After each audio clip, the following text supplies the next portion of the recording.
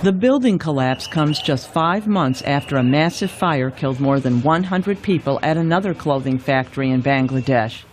John Sifton, Asia Advocacy Director for Human Rights Watch, says factory owners and the government must ensure buildings are safe. He believes conditions would also improve if garment workers were unionized and could sue for injury. Bangladesh has very, very problematic labor conditions, and part of the reason the workers can be driven so hard to produce good quality product on time, quickly, is because they don't have any rights. Pietra Rivoli, a business professor at Georgetown University in Washington, says legislation is needed to change the conditions in Bangladesh.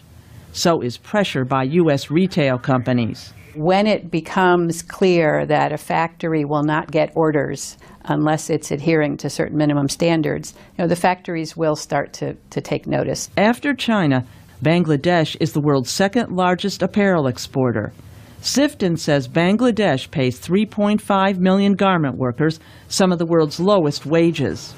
They come from a low socioeconomic level, and they're not going to argue too much when you offer them a wage that would never be accepted anywhere else in the world.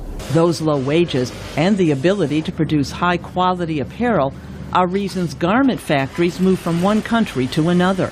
China was the dominant force of, say, 10 years ago or even 5 years ago, but wages in China have tripled.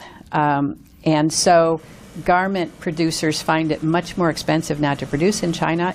And so if all of a sudden it becomes too expensive to pay your workers, then that will be the reason that the production will tend to start to move to lower cost places. Vietnam is an example, Bangladesh is an example, Pakistan, India. Since labor is the single biggest cost, U.S. companies have found it cheaper to use overseas contractors to make garments.